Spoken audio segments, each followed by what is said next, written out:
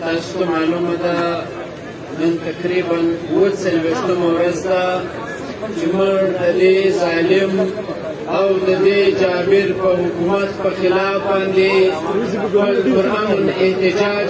ریکارډوو. ورونو دا تاسو ثابت کړل چې دغه ظالم حکومت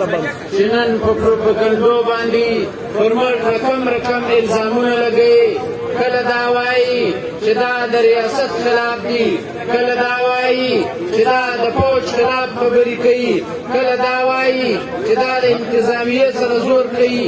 موږ دوی ته دا وایو موږ دوی سره یو پرامن یو قانوني یو حقیقي مطالبه کړې ده چې هغه د خپل روزګار ده. که موږ ته خپل روزګار راکول سي موږ نن هم دا وایو موږ د دې سټیټ مخالف نه یو، دا خپل وطن بولو، په دې خپل وطن کې ګزاره کوو. لیکن که ماته په خپل وطن باندې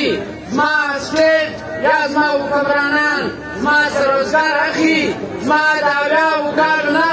د 200 د 300 کالو زما د افغانستان سره رشتې جوړاو دي، د هغه ورونو سره چې زموږ نیم کورونه د دې دي نیم هلته دي، ته زما رشتې سره راشکې، زما روزګار سره راشکې او زما د دغه مزدورکشه ورونو کاروبار سره راشکې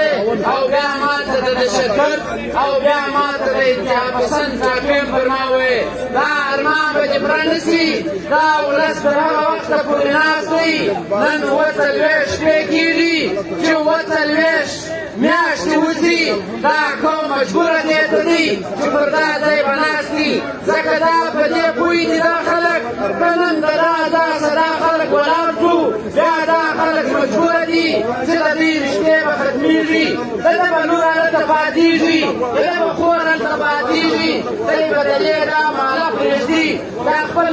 جوړ کړی کور به پرېږدي. لهذا چې دومره تکلیفونه پر موږ راځي د دې څه بهتره دا ده چې موږ اوس دا میدان وګټو او پر دا میدان باندې کښېنو او دې خلکو دا عزم کړی دی چې تر څو پورې که پر دې خلکو باندې د پایا راکړي دا خلک تیار دي، که دې خلکو له جیلونه راکړو دا خلک تیار دي، که دې خلکو له مرګ راکړي دا خلک تیار دي. دې خلکو یو شی په ذهن کې دي، د دې خلکو یوه خبره په ذهن کې ده چې زما د مور عزت بچاو سي، زما د سپین ږیري عزت بچاو سي، زما د ماشوم عزت بچاو سي، زما روزګار بچاو سي، زه د معاشي قتلعام سره بچاو سم. دا خلک دا مجبوري لري، هم جیل ته تیار دي، هم عسکري ته تیار دي، هم مرګ ته تیار دي، لیکن دې ته تیار نه دي چې سبا د ځوان خودکشي وکړي، سبا دی معاشي قتل سي، سبا د دی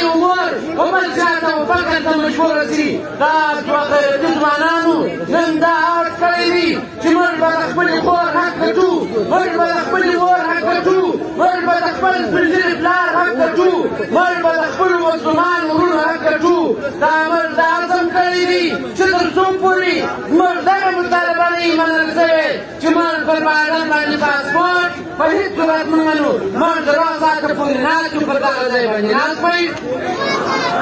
اخر کې زه نارې کوم مطالبه مې د هغه ده اجرمزا پهلوان یوه ډېره ښه خبره وکړه چې په دې مجلس کې باید د الله د ذکر خبرې هم کېږي، د رسول الله ذکر هم کېږي، د صحابه کرامو ذکر هم کېږي او د علماو خبرې تاسو په توجه باندې واورئ. څو نارې کوم څه په زوره باندې جواب راکړي چې دا مجلس منور سي او دغه د دې ختمو او د دې قرآن شریفو د تلاوتو به برکت دي. انشاءالله پر دغه لار باندې به موږ په زړه طریقه باندې باندې راځو. نعره تکبیر.